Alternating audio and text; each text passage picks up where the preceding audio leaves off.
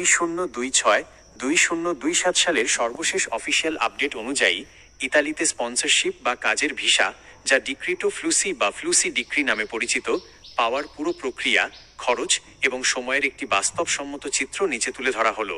বর্তমানে ইতালি সরকার 2026 থেকে 2028 সালের জন্য মোট 4,97,550 জন বিদেশি কর্মী নেওয়ার একটি 3 বছর মেয়াদী পরিকল্পনা ঘোষণা করেছে।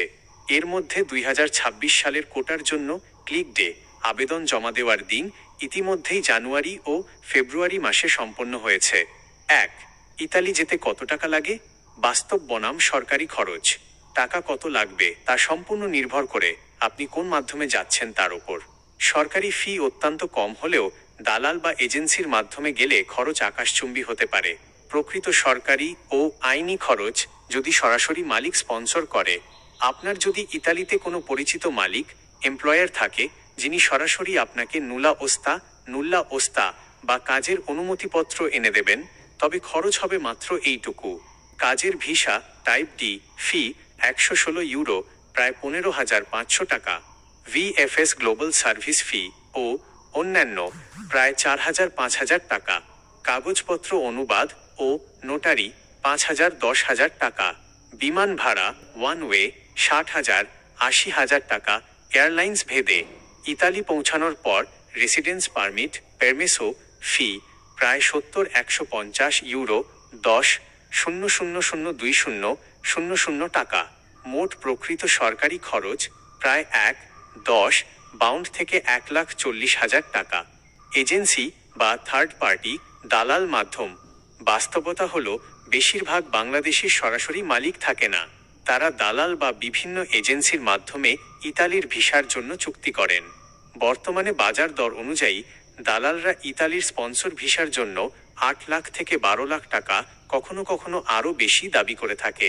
সতর্কতা, এই টাকার একটি বড় অংশই অবৈধ লেনদেন। তাই সঠিক মালিক বা বিশ্বস্ত এজেন্সি ছাড়া টাকা লেনদেন করলে প্রতারিত হওয়ার ঝুঁকি 100%। 2. কতদিন সময় লাগে? Processing time. ইতালির ভিসা প্রক্রিয়া কয়েকটি ধাপে সম্পন্ন হয় এবং এটি বেশ দীর্ঘমেয়াদী।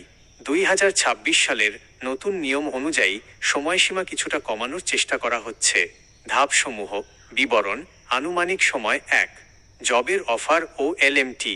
মালিক স্থানীয় জব সেন্টারে বিজ্ঞাপন দেবেন যে ইতালিতে কর্মী পাওয়া যাচ্ছে না। 8 থেকে 15 দিন। 2. নুল্লা ওস্টা। ক্লিক ডেতে আবেদন করার পর ইতালি ইমিগ্রেশন এসইউআই থেকে কাজের পারমিট ইস্যু হওয়া 2 থেকে 4 মাস। 3. VFS appointment. বাংলাদেশে ভিএফএস গ্লোবালে পাসপোর্ট ও নুলা ওস্তা জমা দেওয়া 1 থেকে 2 মাস, সিরিয়াল পাওয়া সাপেক্ষে। 4. Visa issue. ইতালি দূতাবাস সমস্ত কাগজপত্র যাচাই করে পাসপোর্ট ভিসা স্ট্যাম্পিং করা 15 থেকে 60 দিন। সর্বমোট সময় একটি সফল আবেদনের শুরু থেকে ফ্লাই করা পর্যন্ত সাধারণত 6 মাস থেকে 9 মাস সময় লাগে। তবে দূতাবাসের ব্যাকলগ বা জট থাকলে এটি 1 বছর পর্যন্ত দীর্ঘায়িত হতে পারে। ইতালি ভিসা 2026-এর 27 সর্বশেষ গুরুত্বপূর্ণ আপডেট ও করা নিয়ম। 2024 সালের শেষ ভাগ থেকে 2026 সালের বর্তমান সময় পর্যন্ত ইতালি সরকার ভিসা জালিয়াতি এবং ভুয়া নুলা ওস্তা বন্ধ করতে বেশ কিছু কঠোর আইন ডিক্রি 145-এর 2024 কার্যকর করেছে। 1. মালিকের পুনঃনিশ্চিতকরণ এমপ্লয়ার কনফার্মেশন। আপনি বাংলাদেশে ভিএফএসে ভিসা আবেদন জমা দেওয়ার পর ইতালির ইমিগ্রেশন বিভাগ এসইউআই আপনার ইতালিয়ান মালিকের কাছে একটি নোটিশ পাঠাবে। মালিককে 15 দিনের মধ্যে নিশ্চিত করতে হবে যে তিনি আসলেই আপনাকে কাজে নিচ্ছেন।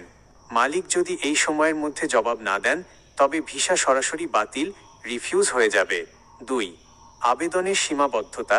2026 সালের নিয়ম অনুযায়ী একজন প্রাইভেট মালিক বছরে 3টির বেশি আবেদন করতে পারবেন না। ফলে স্প্যামিং বা ভুয়া আবেদন অনেক কমে গেছে। 3. ডিজিটালাইজেশন।